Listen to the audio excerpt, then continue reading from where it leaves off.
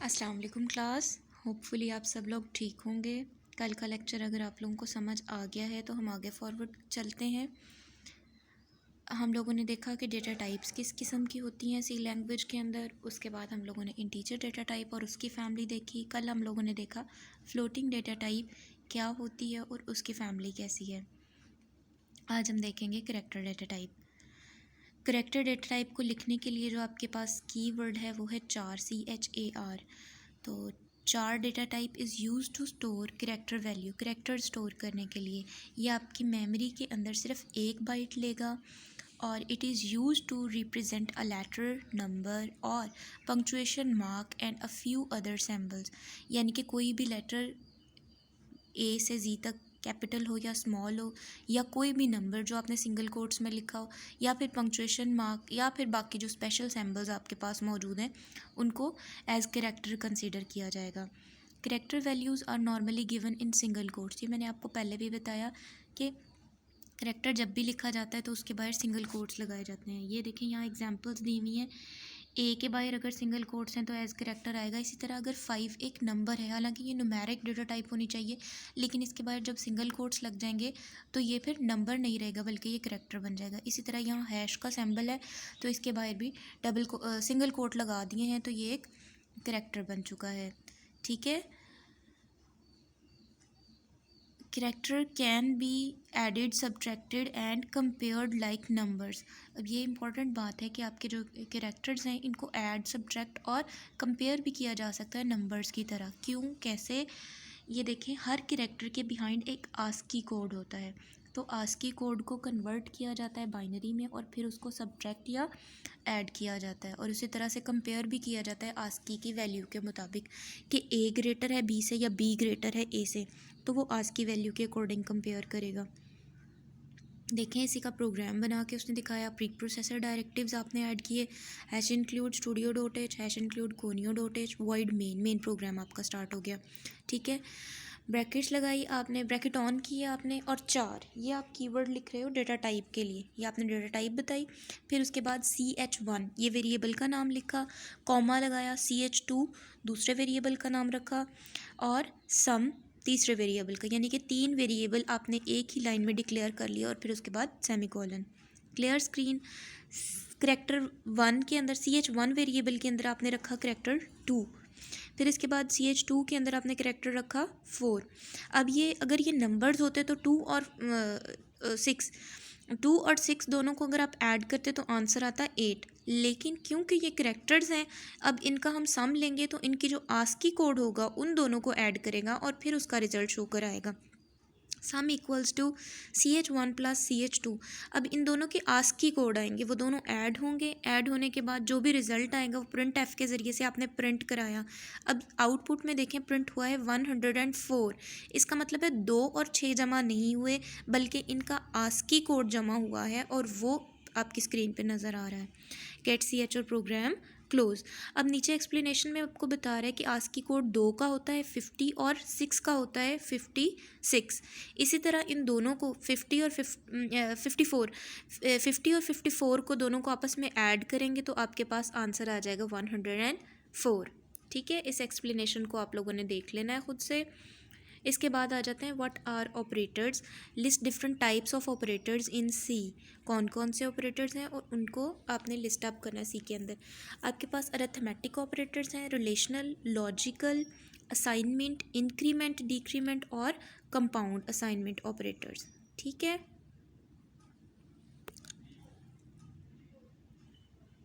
फिर इसके बाद आ जाता है एक्सप्रेशन क्या है।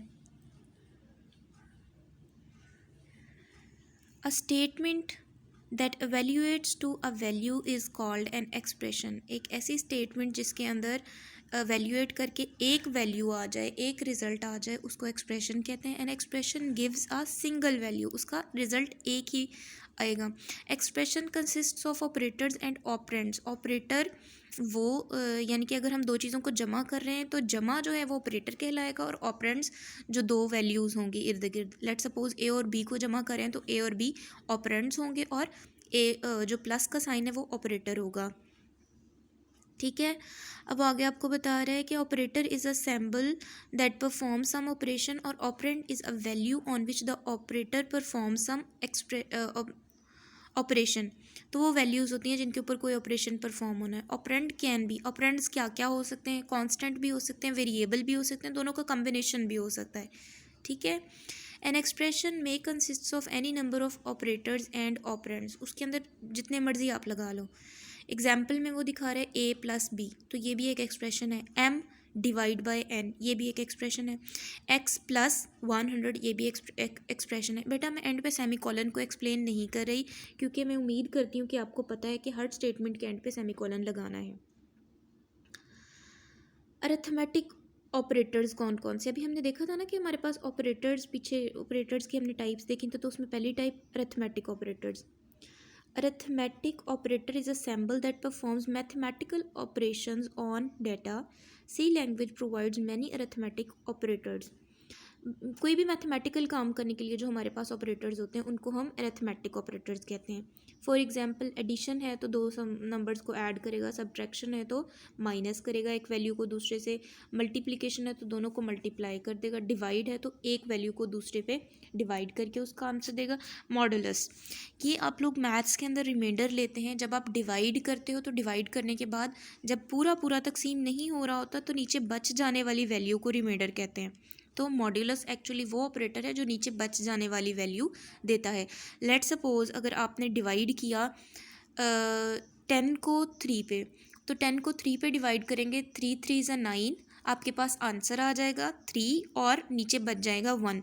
तो मॉड्यूलस ऑपरेटर इस सिचुएशन में जो आपको आंसर देगा वो 1 होगा। ठीक है, ये मॉड्यूलस ऑपरेटर के बारे में ये आपको एक्सप्लेन किया हुआ है। फिर आ जाता है अरिथमेटिक एक्सप्रेशन। अरिथमेटिक एक्सप्रेशन क्या होता है? A type of expression that consists of constant variables. Arithmetic operator is called arithmetic expression, यानी कि इसके अंदर कांस्टेंट भी आ जाएंगे, वेरिएबल भी आ जाएंगे, लेकिन ऑपरेटर के तौर पे सिर्फ अरिथमेटिक ऑपरेटर्स आएंगे। These expressions are used to perform arithmetic operations, arithmetic operations perform करने के लिए इस्तेमाल होते हैं। And arithmetic expression may contain integer and floating point, दोनों ही आ सकते हैं इसके अंदर, इंटीजर भी और फ्लोटिंग पॉइंट भी। ठीक है, अब देखें एग्जाम्पल ए प्लस बी। अब ए के अंदर उसने रखा था 10 और बी के अंदर रखा था 5। ए प्लस बी का रिजल्ट 15। ए माइनस बी, 10 में से 5 माइनस हो जाएगा तो 5 आ जाएगा। ए मल्टीप्लाई बाय बी, तो दोनों को मल्टीप्लाई कर देंगे 50 आ जाएगा।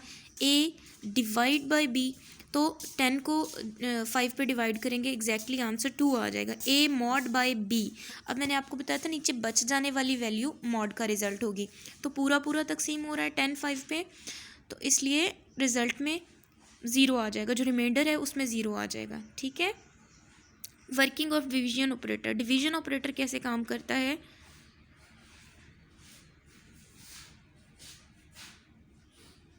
डिवीजन ऑपरेटर का रिजल्ट हमेशा इंटीजर वैल्यू होगी, कभी भी फ्लोटिंग पॉइंट में नहीं आएगा।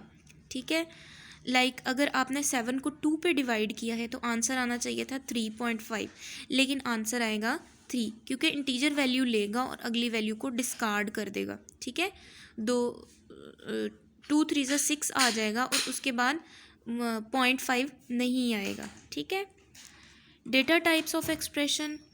The data type of an expression depend on the type of operands in the expression. वो अगर पूरी आपने एक्सप्रेशन की एक डेटा टाइप बतानी है, यानी कि पूरा एक्सप्रेशन जिस तरह ऊपर था आपने देखा कि a प्लस बी अगर पूरा एक्सप्रेशन है तो इस पूरे एक्सप्रेशन की क्या डेटा टाइप होगी, तो उसकी वही डेटा टाइप होगी जो उसके ऑपरेंड्स की डेटा टाइप है।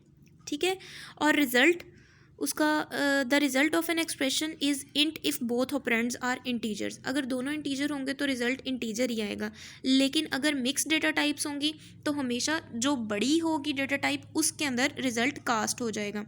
नीचे देखें एक्सप्रेशन दिया है कि अगर एक ऑपरेंड इंटीजर हो और दूसरा फ्लोट हो, तो इन दोनों में से बड़ी कौन सी है? फ्लोट बड़ी है। आपको पता है ना इंटीजर 2 बाइट्स लेता है और फ्लोट 4 बाइट्स लेता है, तो बड़ी फ्लोट हुई, तो रिज़ल्ट हमेशा कास्ट होके फ्लोट में आएगा। इंट माइनस लॉन्ग, इसका मतलब है इन दोनों में से बड़ी डेटा टाइप लॉन्ग है तो रिज़ल्ट लॉन्ग में आएगा। इंट और डबल को मल्टीप्लाई करेंगे तो डबल में आएगा। फ्लोट और लॉन्ग डबल में फ्लोट छोटी है और लॉन्ग डबल बड़ी है तो रिज़ल्ट लॉन्ग डबल में चला जाएगा। होपफुली आपको आज का लेक्चर समझ आया होगा। कोई क्वेश्चन है तो आप डिसाइडेड टाइम के अंदर मुझसे पूछ सकते हैं। अपना ख्याल रखें। अल्लाह हाफिज़।